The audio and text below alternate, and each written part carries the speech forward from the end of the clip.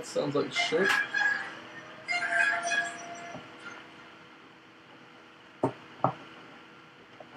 That sounds terrible.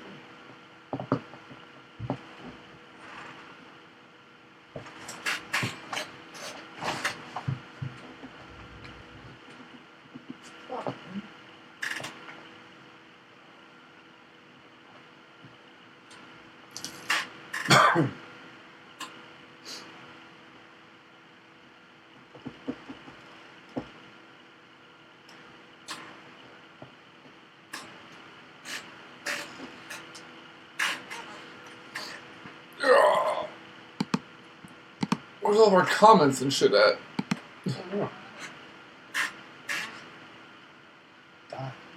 Oh.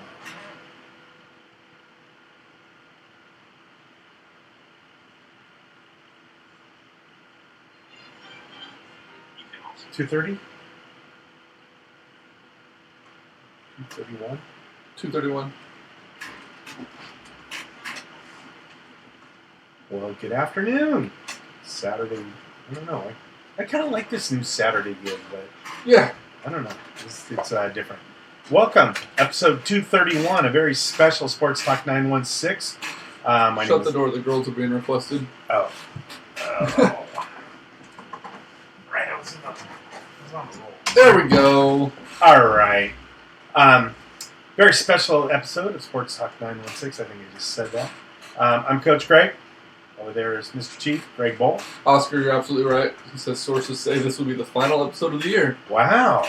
For once, your sources are right. His sources are on point. Very special show, like I said. Most shows will do a recap of the year. Everybody does that. So we have a special awards show. We're handing out a prestigious new award, the Greggies. That's right. Since we are the two-headed monster of Greg, we are presenting the Greggies. Unfortunately, nobody will be present to accept their awards. And no one can make it in time. And fortunately, what that means is we don't have to buy a trophy. Yep. So. And fortunately, there will be... actually, there might be one Sacramento King-based Greggy. Yeah, it could be. And that's it. No Giants, no Dodgers. Well, no that's A's. for you. Well, for you, Yeah. not for me. And before we start, I do need to wish a couple of people congratulations. My buddy Ryan Haas, my quote-unquote nephew, got engaged this weekend. TJ, you're funny. Any A's? I was up at their house for Christmas Eve, and he kept it secret and popped the question to his girlfriend, Sylvie, the next day. So, Sucker. All right. And then our Bellingham contingent. James? Yeah, he's got a birthday tomorrow. Hey, happy birthday, James. And so for 41 days, he's a year older than I am. So he is an old man. You guys are old farts. Yeah, right. Let's see. Congratulations, if we're going to be doing those, to 2017, you're ending. Thank God. No shit. Oscar's daughter, Carlos, or Carlorita, as he put him, got his ears pierced. He's excited about that. Congratulations to Sacramento Kings for winning the regular season championship. Right. First team in 2 seasons now to beat both the Cavs and the Warriors in the same season. They did it last year, right? They did it last year too. That's why I said in 2 seasons. Well, you made it. Over 2 seasons, sorry. TJ's birthday's still in February. TJ, when's your birthday, man? February, I'm going to go 17th. I have no idea. I'm just guessing. Mine's in February, too. So was my mom's. 11th was hers. 10th. TJ, he'll get to us eventually. Yeah. So we should probably get started because we only have a few minutes in... 16th. I was close. February 16th. Very good. All right, cool. Let's do this. That's right. New sound? I like it. I don't know if Oscar's trolling me or not, but his is February 17th, apparently. I didn't realize this was a minute long.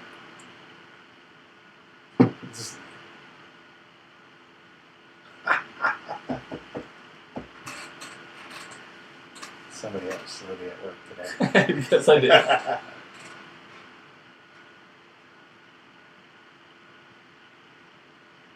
So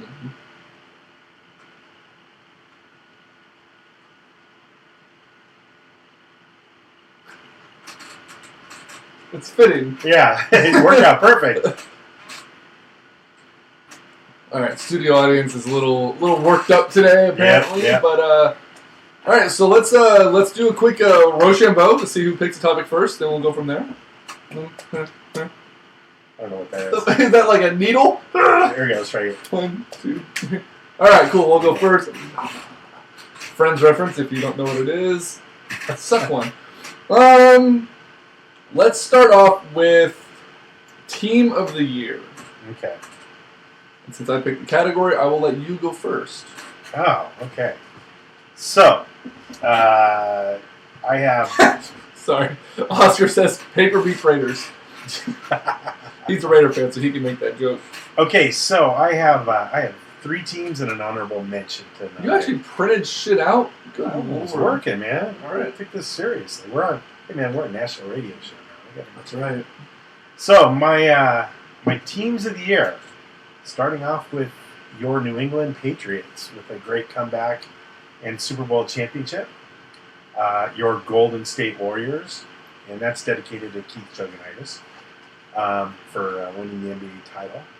And my hands-down winner of the team of the year is the Houston Astros. Winning the World Series. It couldn't have been more of a perfect year for those guys. They did have the problems with the hurricanes and flooding in Houston, but man, they came through it. They came through it with flying colors. I'm sorry. No, I was agree with you. I also have the Astros as my team of the year. They did it the right way. Built from the ground up. Drafted well. They were terrible for a number of years. Drafted well. Made the right moves when they needed to. Getting Verlander when no one else seemed to want him. Yep. AJ was it AJ Hinch? Yep. First year manager, wins 101 games. You can't ask for a better thing. And I started looking through like their first round draft picks. Trying to see where Altuve went. I didn't know that Altuve was undrafted. Was he? He was 16 years old, and they gave him a tryout.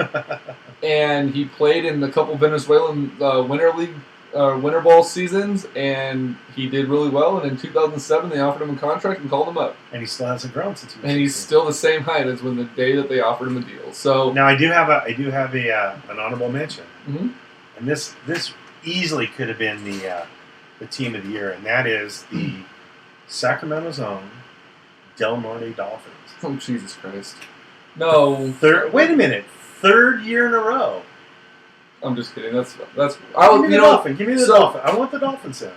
So, fun fact about this, and since Oscar's listening, I'll actually. I was gonna throw out the Yellow Jackets team that his son plays for, their basketball team.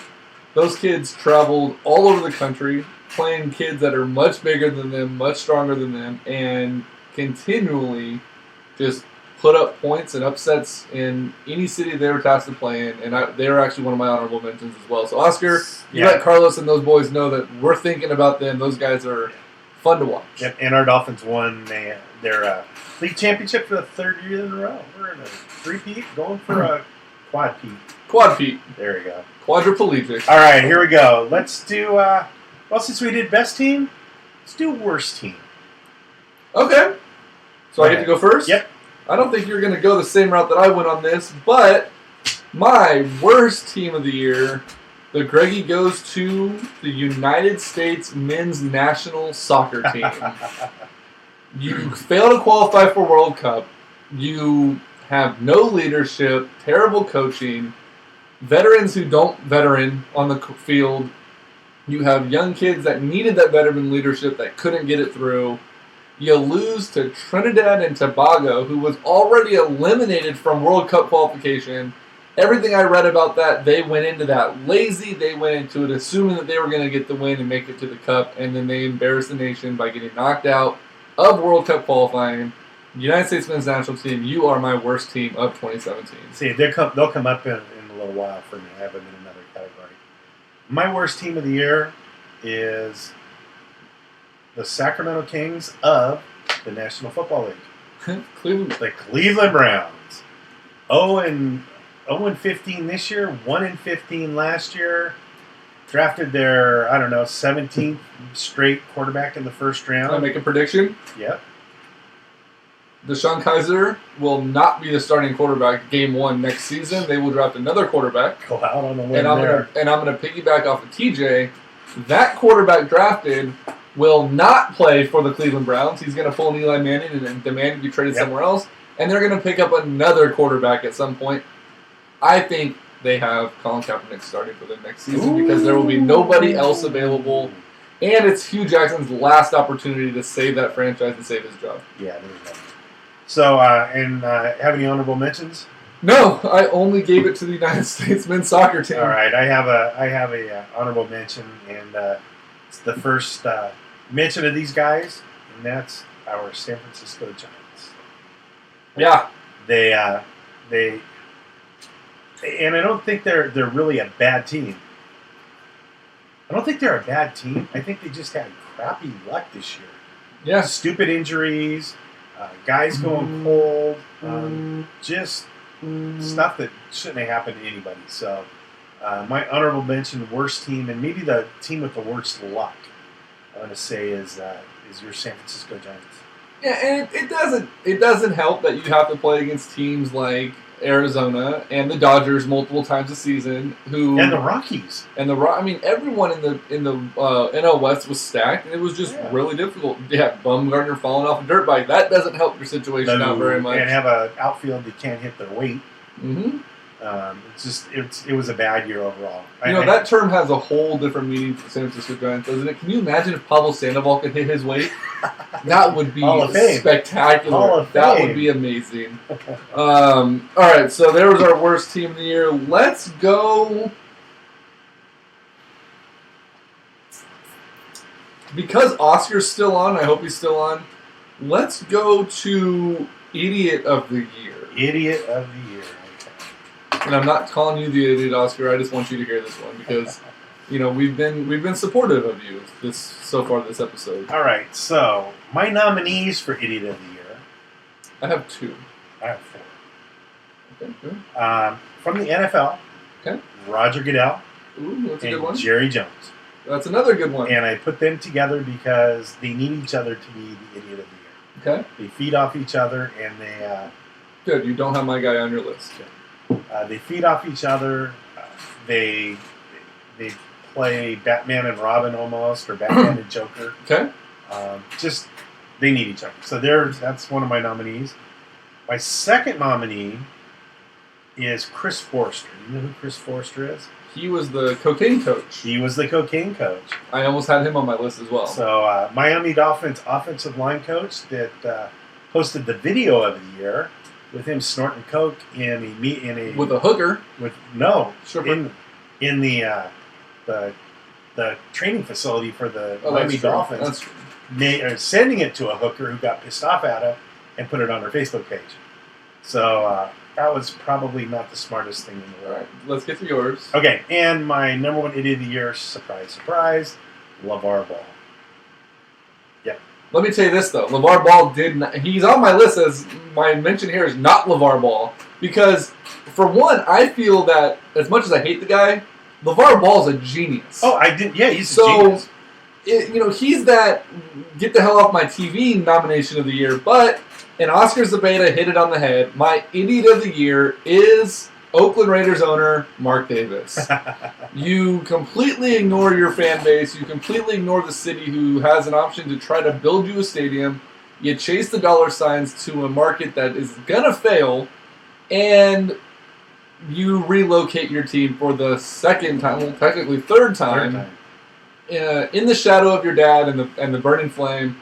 Mark Davis is not only the worst owner in football, but he is my 2017 Idiot of the Year. Did you see what happened? What a bunch of Kansas City Chiefs fans did to the new stadium in Vegas? Don't showbiz me, Veroza. Oh, okay, never mind. Don't showbiz me. All right, pick one. Or is it me? It's me. Let's go General Manager of the Year. General Manager of... All right. Actually, no, before you do that, let's do Sponsor of the Year.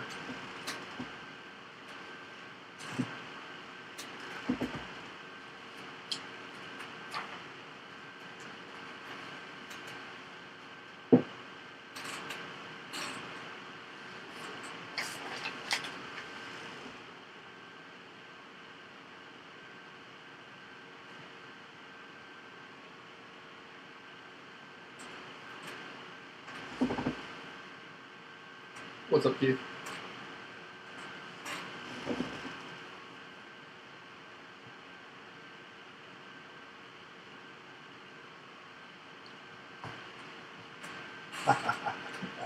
Still in the Rivercats, apparently. All right, let's go. GM of the year. GM of the year. Okay, I got four nominees. First nominee, Jeff Lunow. He was the general manager of your Houston Astros. Okay. Put together a great team. Didn't screw it up. Second nominee is Les Snead.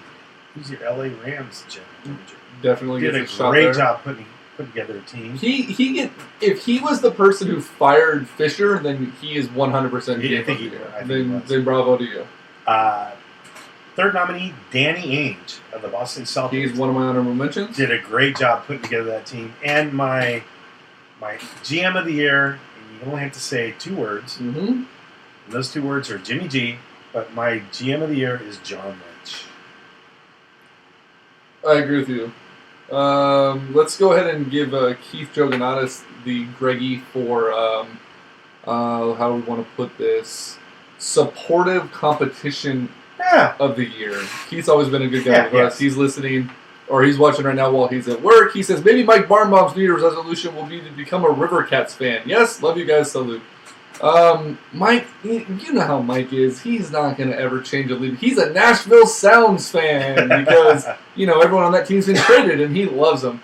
TJ Vlade got a honorable mention for me as well. I mean, it's a work in progress, but he's doing well. The person he's mimicking also got an honorable mention, and he's no longer in place there, but he laid the groundwork for what's becoming a very good team in Philadelphia, and that's Sam Hinkie. Oscar, you can have a Greggy for most upbeat person with sources that we've ever had on our show, and who supports us in most Fireballs. Yes. Yeah. What's up, Patrick Kilkenny? Greggy for biggest warrior. No, I'm just kidding. We love you, Pat. Let's see. My honorable mention, or my general manager of the year, is a tie. It goes to Bill Belichick and John Lynch. The reason for that is John Lynch calls Bill Belichick, asked for Tom Brady. Belichick did not block John Lynch's phone number, and he continued to work the phones. He avoided humiliation for Jimmy Garoppolo by not working out a deal with Cleveland, who was offering much more than San Francisco was, and he made a return phone call to John Lynch to bring in Jimmy Garoppolo, and the rest is history. Now, John Lynch does edge him out a little bit because of the draft that he was able to pull off in his first year as a general manager, getting Solomon Thomas, trading up and getting Reuben Foster. Matt Breida's working out to be a really good deal at a running back. And then who was our other? Do we have a third first rounder? We have 2 first rounders and a second. And the trading down of the second pick. Trading down and getting that pick to get Reuben Foster. You definitely give John Lynch my nod for general manager, but Danny Ainge definitely is. He's more than an honorable mention. I mean, to make the moves to go out and get Gordon Hayward, to get Kyrie Irving, and then to build a team of character that the way he has. And this is the second time he's done it. Yeah, and all of that amidst the injury to Gordon Hayward, his biggest signing. They go down and they're still playing lights out. He has that team built, and wasn't he the GM when they brought Garnett and all those guys over? So he's rebuilt this team a couple of times. He's pretty good, and he gets a lifetime achievement award, lifetime achievement, Greggy. I'll give you that. All right, best game. Oh, you made a new category for me, huh? Oh, we didn't. I thought we talked about that one. So this is like game of the year? Yeah. Okay, so I get to go first? Yeah.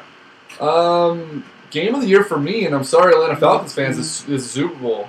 You're up 28-3, rolling over everybody. Tom Brady shows why he arguably is one of the greatest of all time, if not the greatest of all time. And they come back to win that Super Bowl 34-28 against the wall. All the odds stacked against them. It just goes to show the attrition that it takes to play in the National Football League, to persevere and unfortunately win another championship and surpass Joe Montana in that category. I give that nod to the Super Bowl this year. All right, I got a couple.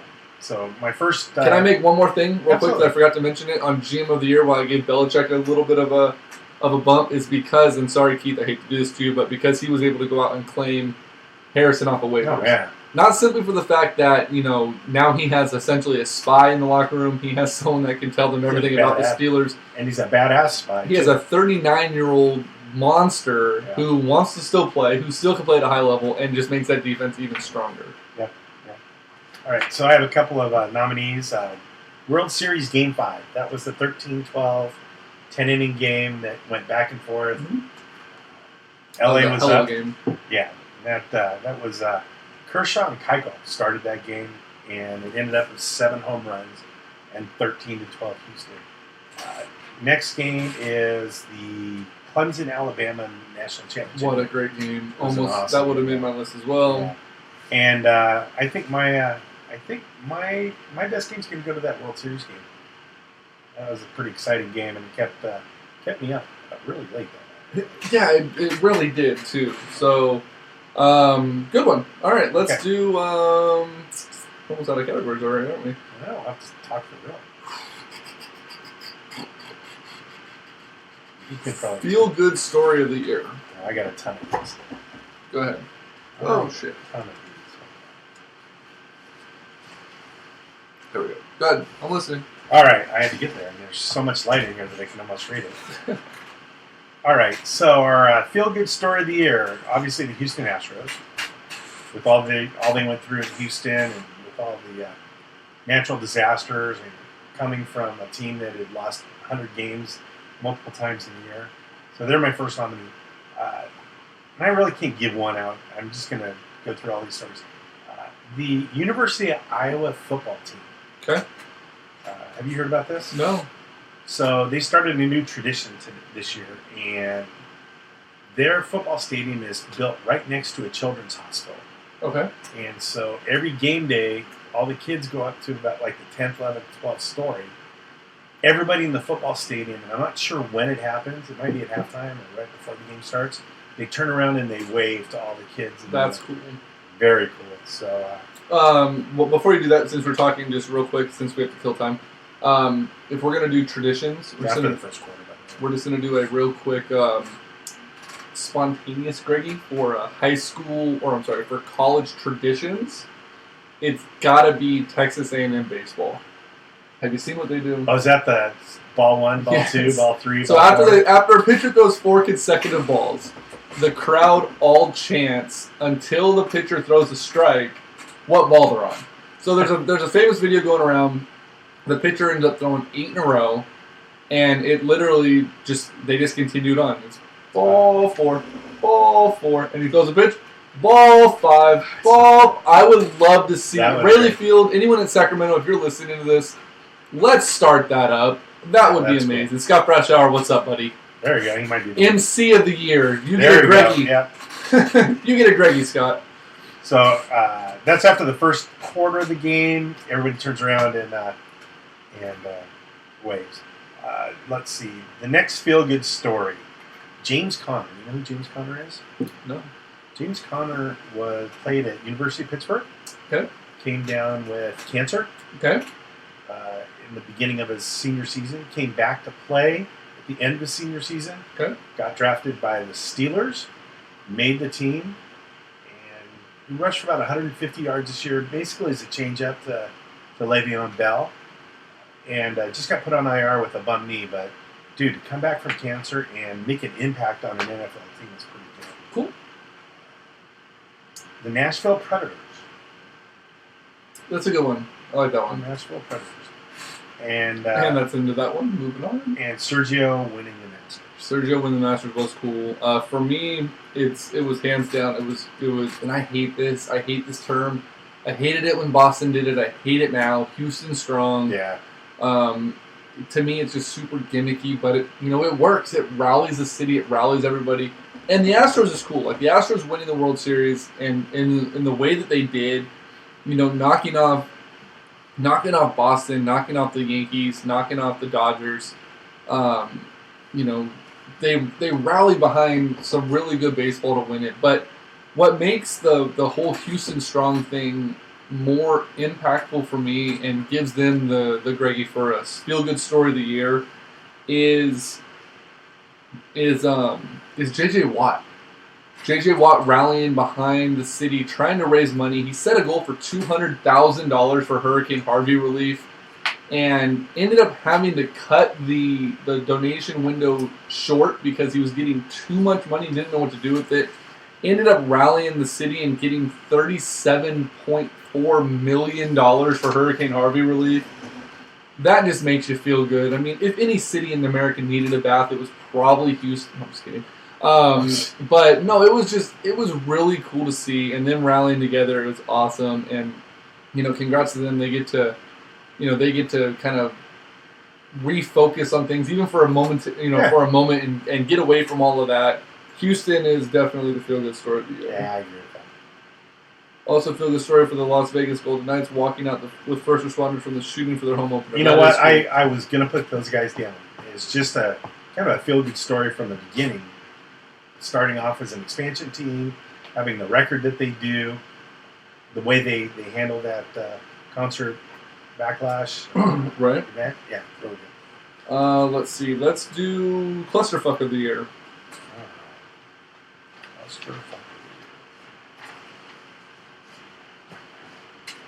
Mia Khalifa, Vagina of the Year in sports. All right, so my clusterfucks we've already kind of talked about a little bit. Really? The Ball family. Okay. And I think the clusterfuck of the year, hands down, goes to the U.S. men's national soccer team. Really? Yeah. I mean, they're talented. They have a good team. They have no leadership. There's no reason why, not only should they have qualified, but they should have been one of the top qualifiers in our region, and they just spit the bit. So they spit the bit. Okay. Yeah, that's a horse racing. Yeah. Like that. Yeah, I get that one. Yeah, because we talk about horse racing on the show all the time. So they are my they're my clusterfuck. Oscars and Beta Clusterfuck of the Year, the Oakland Raiders. That would be disappointment of the year for sure. But they might get a lifetime achievement cluster Greggy for clusterfuck. Right, no kidding. Clusterfuck honorable mention for me, Roger Goodell. And that's just his handling of nearly everything this year. Yeah. The Kaepernick, rally that led to the revolution of the protest, whether you're for it or not, whether you see it, eye to eye with the way that the league is handling it. That's one thing, but they handle it poorly. Then to try to look like the big man and allocate money to the cause, but yet you take away money from the soldiers and from breast cancer awareness because there's not enough money to donate in the NFL because you're a tax-free organization and you're making $40 million over a contract. Yeah. And a free airplane and that, and then the way that they handled the Ezekiel Elliott suspension and everything that surrounded that. Roger Goodell, you're just a dipshit. You get honorable mention. Even take it to field level, and in 10 years they haven't figured out what a catch is. Yeah, there's that. At least he brought back touchdown celebrations. That's cool. Yeah. TJ, another honorable mention for Clusterfuck of the Year. It's kind of goes into. Well, I guess it was in February. The DeMarcus Cousins trade and how that went down. Yeah. That can definitely get there. But my clusterfuck, the Greggy for my clusterfuck of the year, goes to the Conor McGregor Floyd Mayweather spectacle. Now, I kind of wanted to call this like train wreck of the year or car crash that you can't look away from of the year. The Sun. We could call it anything, but just the lead up to this and all the shit that went into it. You didn't want to watch it, but you still tuned in. Every time Yahoo had their press conference, you didn't give a damn, yet you had it on in the background, or you were watching a recap of it. I watched the fight. It was cool. Like, it was different. But the fact is that the names are still being thrown around. Now UFC's trying to use McGregor or Mayweather's name and leverage to get more viewership for upcoming pay-per-views, talking about how he's going to try to get in the octagon. He's not getting in the octagon. There's no way he's getting in the octagon. He will die. Like, literally will die if he gets in the octagon. So please, UFC and McGregor, just let this go. Let it die. Let it go. Move on. It was cool. You guys did something amazing. for the sport of boxing. I think that will help revitalize boxing in a big way because it's going to start bringing focus to a lot of the younger name guys that are coming up. But let those two dudes just go away, please. Yes. We don't need to hear it anymore. All right, so that leaves us... Actually, you have one here. I don't have one. Local story of the year. Well, I do have one. I can piggyback off of you, but let's go local story of the year. Local story of the year. Okay.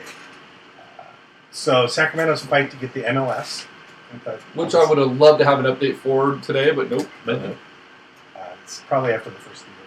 Sac State making the NCAA baseball tournament last year. Okay. And they lost in the first round, but first time in 7 or 8 years that they've made the national stage.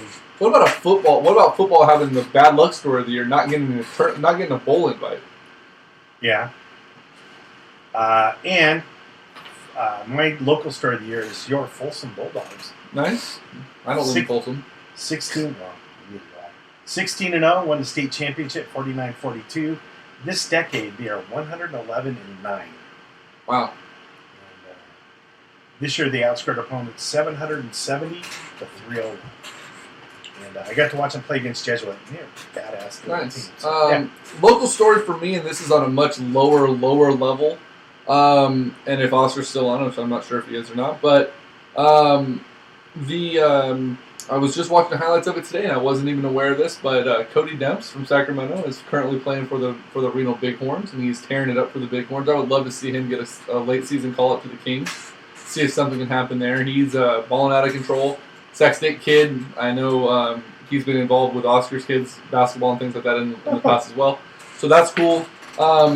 But just Sac State's run in the last couple of years in sports in general has been really neat. The MLS thing has been cool. There's a lot of things to feel good about in Sacramento that are just that local story, and it's hard to pinpoint one, but just Sacramento right now with everything that's been going on has just been kind of a feel good story in sports in general. So we'll give Sacramento the Greggy. We'll take it down to City Hall.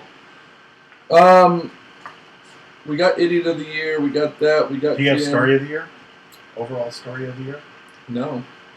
Go for it. So I came up with some stories of the year that we talked about quite a bit this year, and some we didn't, but were big in national media. The first one is the NCAA crackdown on recruiting, which basically led to Rick Pitino getting kicked out of Louisville. Yep.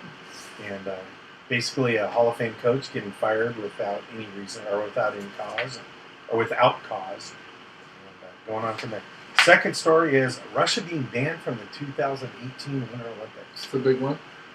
I think it was 150 athletes from Russia have been caught for doping, and there's more on the way. So those athletes now can compete in the Olympics, but they don't have a flag and they don't have an anthem. If they win a medal, they'll raise the Olympic flag and they'll play the Olympic anthem. So that's a big story on a worldwide front. Yeah. Of course, there's the national anthem controversy, which we didn't talk about. Oscar just said story of the year kneeling during the anthem. That's something that we've kind of tiptoed around a lot on this show just because we don't want to get involved in the back and forth, but it definitely has been the story of the year if you really want to look at it as far as getting the most media coverage, the most attention, and overall just the most scrutiny from all walks of life. Right. The USA Gymnastics sexual harassment and assault story, where 3 out of the 5 Olympic gymnasts claim that they were sexually abused. There's been firings. There's one of the doctors got sentenced to 60 years in federal penitentiary. And if you know about that, they don't do parole. You serve out all 60 years. Yep. So he's in for a while, 60 years. And then I think for me, besides the national anthem story, I think one of the biggest stories of the year, and we talked about it a little bit throughout the year, and that's the year of the home run. Yeah. I mean, there were, and just to emphasize how much of a year it was, think back to the home run derby. Mm-hmm. How far those guys were hitting the ball. Yeah, Stanton was hitting them off the back wall of the arena. Yeah, and so it's really, it kind of goes to show how the game has changed, even in the last 4 or 5 years, where the Giants in 2012 were a pitching, defense, and hit doubles team, where now it's striking out and hitting home runs. Well, unfortunately, the Giants still don't hit home runs, so we'll see. And they don't have pitchers that can strike anybody out. And Oscar says you're talking about the gymnastics. That's why he didn't allow his daughter to partake in anything for the Olympics this year. She's a damn good gymnast. She definitely could have qualified, I'm sure, for a U.S. Olympic level competition.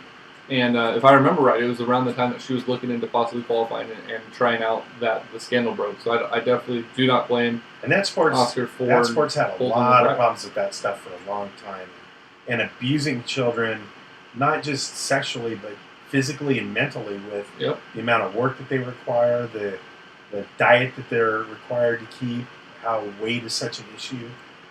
I know a couple of gymnasts, and they went through the ring. It's not a good thing. So. Yep. All right, so let's move on. Last Greggy, before we get to regular stuff here, is the most valuable player, or we can call them Sportsman of the Year. I'll let you go first. Okay, so because mine's gonna cause a little bit of a debate and a little bit of a debacle. So my honorable mention goes to J.J. Watt with all this stuff that he did, even though he didn't really play it down this year. Okay. But my athlete of the year goes to Katie Ledecky. Of course you went with a fucking swimmer. No, that's a good one. She's also the AP Women's Athlete of the Year. Right, yeah, fuck AP. So, yeah. So, let me just give you a little breakdown with what she did. 5 gold and a silver at this year's World Championships. During her freshman year at Stanford. That's trouble. Ledecky won, right? Ledecky won the 200 free, the 500 free, and the 1650 free, which is the mile. Fuck that. And so, basically, if you compare that to track, that's somebody who can run the 400 meters, run the mile, and run a 10K, and be dominant in all 3 of them. And she also won a couple of relays too, the 400 and 800 free relay. She is, I would say right now, in swimming, as dominant as Michael Phelps was, probably more dominant. Yeah. In her events, she has less competition and is just she's an incredible athlete. Oscar says Sportsman of the Year, Joey Chestnut. He's Hero of the Year, right? Honorable mention for me for most valuable player, and it's not even on the field. It's something that's going to impact football. For the Raiders for the next number of years is user Reddit Romingo228. He went on the Kansas City Chiefs fan page on Reddit and held up a Chiefs, a Chief Nation flag, and has claimed to have buried it at the new Raiders stadium site. It's unknown if he actually did or not, or if he was just kind of trying to drum up excitement with the Raider. The hated Raider haters in Kansas City, but I thought that was kind of funny. I saw that this morning. Like I said, you're not gonna like my MVP. Okay. And I wish we had live cameras that showed reaction to this. We do. We're on Facebook Live. No, but other people, everyone listening, all 3 of them. There was more like 30 seconds ago. My most valuable player across all levels of sports for me this year was and is Kevin Durant of the Golden State Warriors. Now the reason for that is he started off as a coward. Okay, he left the Thunder and goes to. Some people thought he was a coward. And goes to the Warriors, who had just won 73 games and lost in the NBA Finals. He joins that team as presumably like a third wheel. Some might even say fourth wheel at that time when he came through. He not only stepped into a role of a leader on that team, but dominated on that team last season. 25.1 points, 8.3 rebounds, 4.8 assists, shot 59% from the field. And then in the playoffs, he took over that team. He wasn't just an option, he was the option. 28.5 points, 7.9 boards, 4.3 assists, shot 55% from the field. And without him, they do not beat the Cleveland Cavaliers in the NBA Finals. Now, the reason why I say this is going to cause problems, and I don't blame Durant, I don't blame the Warriors, I don't blame the Thunder for not treating him right, I don't blame Westbrook, whatever you want to blame it on. I blame the NBA for this. And that's because there is no more team in the NBA. It is all about looking out for yourself, what's best for you, how many rings can you get, where are you going to get paid. There's not a team dynamic. There's no more loyalty, there's nothing else. He just did what the next guy was going to do. But wait, you're saying that like it's a new thing. No. It's But not I'm a new thing. saying, They've been doing that for years. But I give him a pass on this, and the reason why I look at this as a high caliber decision and season for him, and why he gets my MVP, is because he went above the status quo that he said he wasn't going to do. So first of all, he's a traitor for flip-flopping against what he was going to do, but he did the next best thing for him. He fought the adversity, he proved all the doubters wrong, and then he didn't just piggyback off of the Warriors. That's what everyone said. Oh, he joined the Warriors just to piggyback and get a ring. He led the Warriors team to a championship. No ifs, ands, or buts about it. And yeah, Peggy, I'm giving the Warriors. I'm not giving the Warriors credit. I'm giving Kevin Durant credit, because the Warriors lose that championship without Kevin Durant. And I wish they would have, and I wish he didn't go there. But to me, he was the most valuable player. He's the most valuable player on his team. He was the most valuable player. He stepped up the most of anybody else in sports in the last year, and had to overcome a lot more than what other people have done in sports. My honorable mention would have been Giancarlo Stanton and Aaron Judge. The long ball is bringing excitement back to baseball again. It was starting to dwindle. Come back and let's go back and talk a little bit about Durant. Now, damn it! I just realized that for my goat of the year, I missed the honorable mention. We'll go back to this in a second too. So, I have had zero problems with Durant going to the Warriors since day one.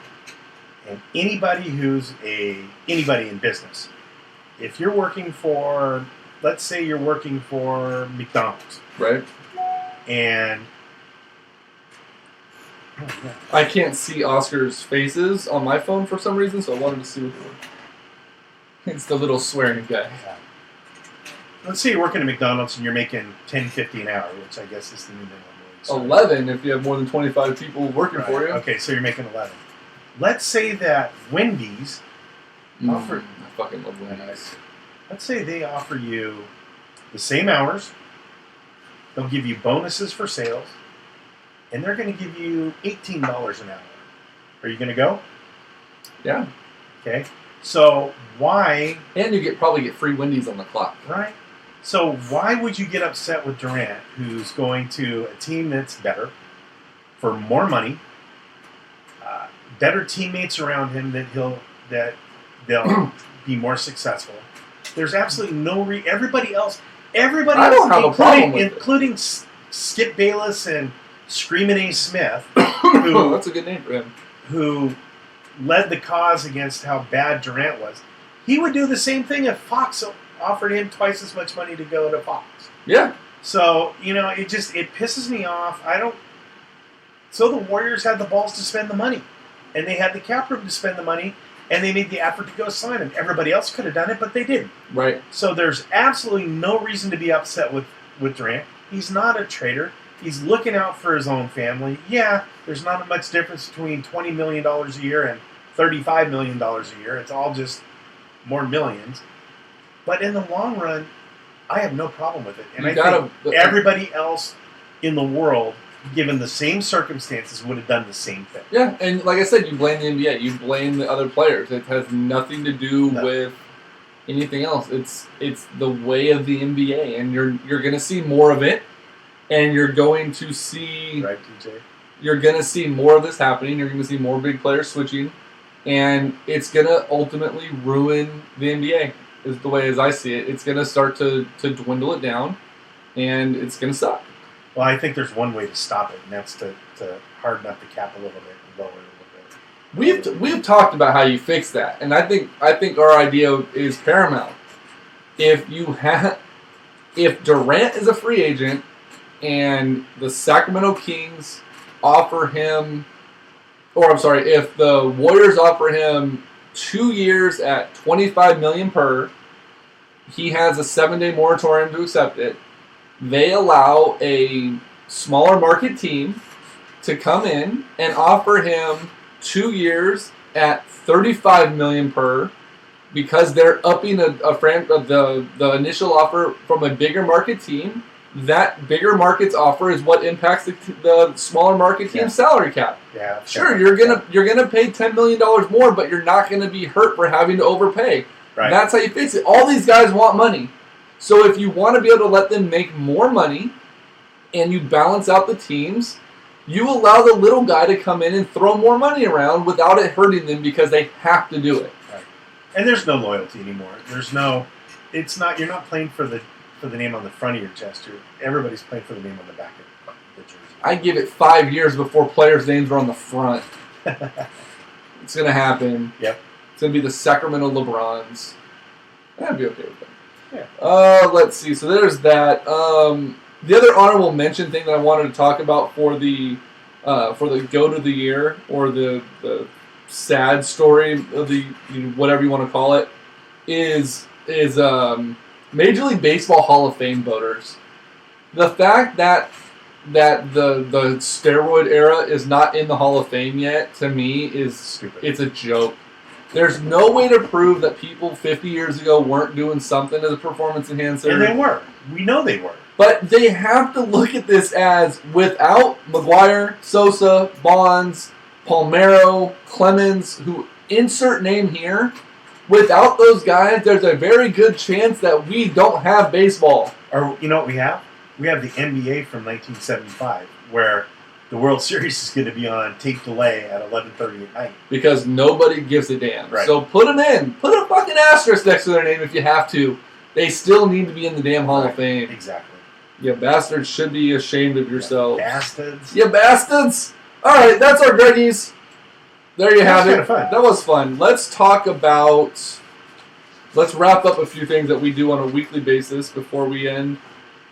We have NFL picks.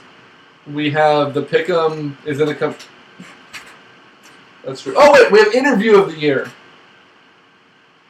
That wasn't from this year, but that's okay. That wasn't? No, it was like 3 years ago. Was it really? It's still amazing. That was fucking hilarious. Soundbite of the year. Soundbite of the decade. Right. All right, let's do NFL picks real quick. Oh, shit. Before we get to it... We did the NFL picks last week. What are these? Oh, these are... Everyone else has made their picks except for us. Yeah, we're going to do... We did do them last week. Oh, for this week? Yeah. Oh, because we haven't done our show yet. Yeah.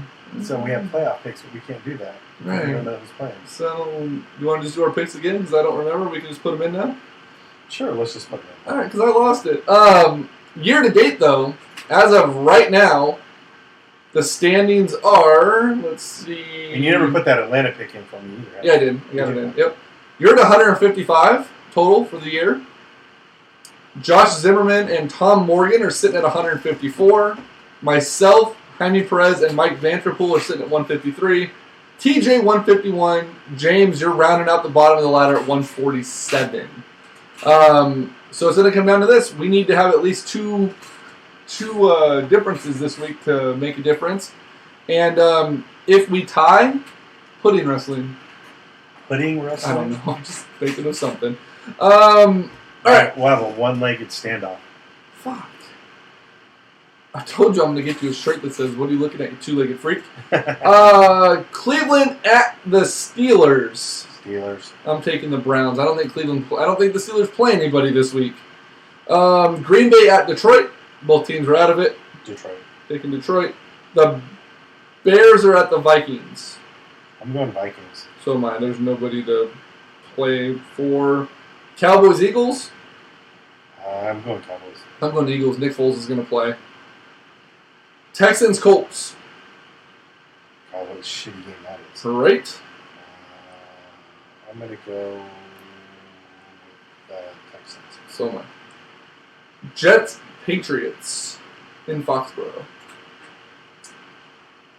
The Jets coach just got an extension this week, too. Todd Bowles? Yeah. Nice. I'm going to go I'm taking Patriots. Eagle, or no, those aren't the Eagles, those are Redskins. Redskins, Giants. Redskins. Same. Bengals, Ravens. Ravens, they have to They win. have to. Panthers, Falcons. Another have to win. I'm going Panthers. Taking the Falcons. In the upset. Saints, Bucks. Gotta go with the Saints. Chiefs, Broncos. I'm going Broncos. Really, I'm going Chiefs. They're not playing anybody. They're playing Mahomes. That's okay. He's gonna light it up, which is gonna help TJ's prediction James's prediction that Alex Smith starts for the Browns next year. God, that was painful to even think about.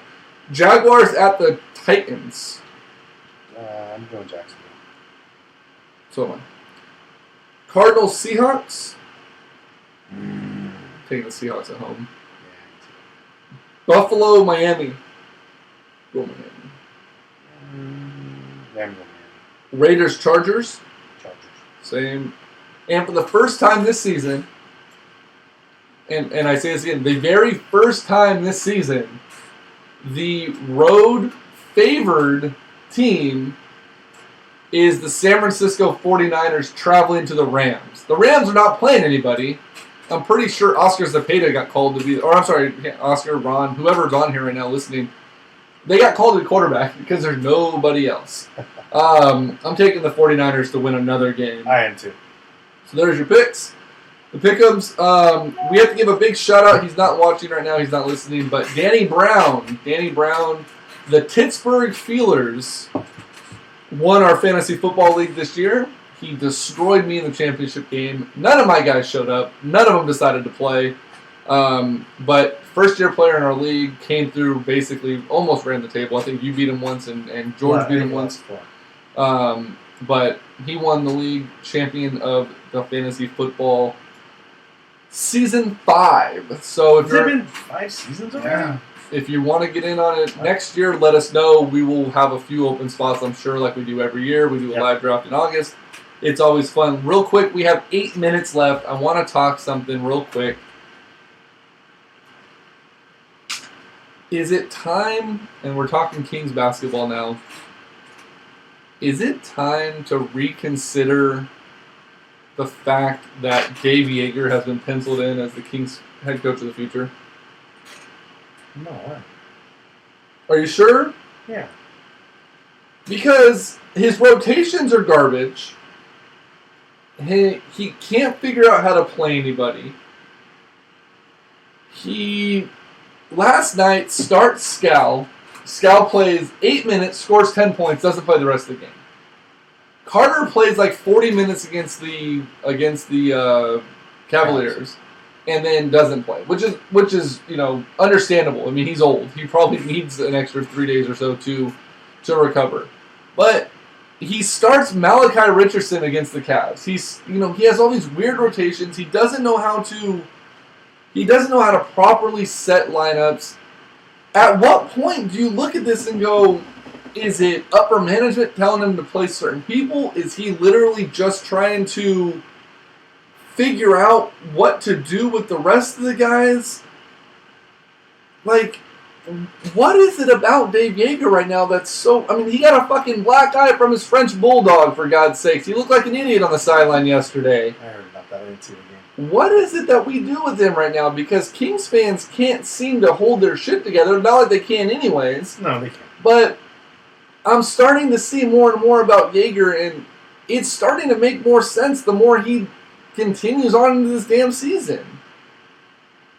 No, you just keep letting things play out the way they are. It's a young team, and I'm going to give him a pass this whole year.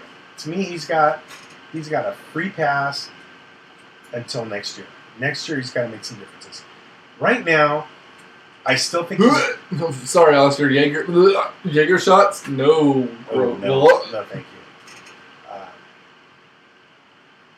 you. I think he's still trying to figure out who matches up well with who. Can I give you a little secret right now? Yeah. You know who matches up really well together? Frank Mason, Bojan Bogdanovic, and Willie Cauley-Stein. Start those 3. Yeah. Those 3 are like unstoppable when they're on the floor together. But no, they don't play together. I'm down for some tequila shots, Oscar. I just think that this team is in such a state of rebuilding, and it's such you just don't know what you have. It depends from game to game what players show up and what don't. And I think the problem is it also depends. It also game to game goes. It depends on what coach shows up. He has stellar rotations. He has shitbag rotations. I think he's just trying to throw everything up against the wall and see what sticks. And my guess is you give him. I want to see what they're doing at game 50 or game 60. And my guess is they're going to take the last 20 games and put together a rotation that is solid, consistent, and it's going to be, for the most part, your starting rotation next year, and let him play.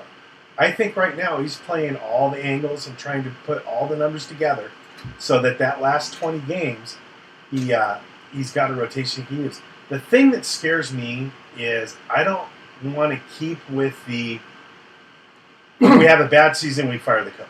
We have an off season, we fire the coach. I agree with that. We have to build up some consistency. You look at, and I mentioned this to somebody else the other day, and it might have been you. Look at all the teams in all the sports, for the most part, that are the most successful.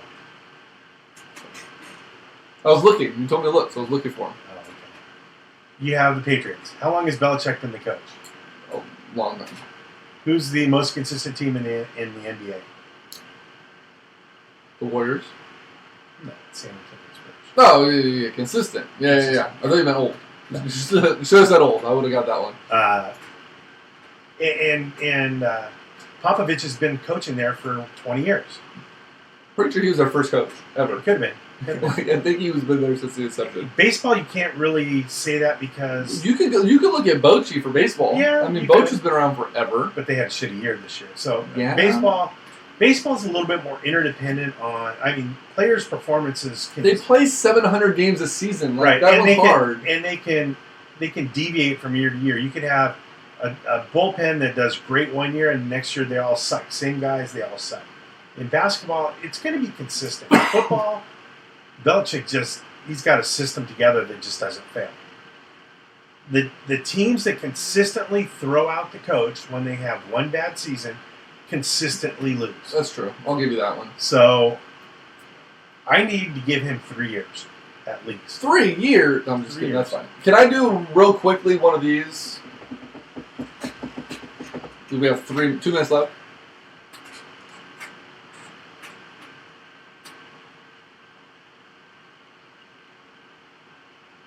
And this question's going to be for Peggy, who's watching, and Oscar, who's watching, season ticket holder, yourself included. Jesus, recent former. Oh, you let it go? Yeah, I'm not. All right, so bingo or bullshit, season ticket holders or Kings fans that go to games. Sean Cunningham tweeted this last night. According to the Sacramento Kings, last night's game was the 60th consecutive sellout for a home game dating back to the final 4 games at Sleep Train Arena. There's no fucking way that place has been sold out 60 games in a row. No way. Because I can go on Ticketmaster 5 minutes before a game and get in there for $10 if I really wanted to. No fucking way. The Kings are full of shit, and I need to figure out what the fuck they're smoking. Yeah, it's bad. And that's why I gave up my seats. I have great seats. I love them. I'd hate to give them away. But I can go on Ticketmaster and buy the same seats for $20 less than what I paid for them. Right. It doesn't make any sense. They're too hard to offload. There's not enough equity in them. Really? It's just, so I gave it up. All right, guys, this was episode 231. If you missed it or if you caught the end of it, it'll be on Wildfire Radio Tuesday at 3 Eastern, noon Pacific. Final show of 2017. We thank you very much for interacting. Yeah, it's not a fucking sellout, Peggy. You're 100% correct. Yeah. For Greg Baroza, I'm Greg Bull. It's been a fun year. We'll be back. See you guys in 2018. Night, Larry.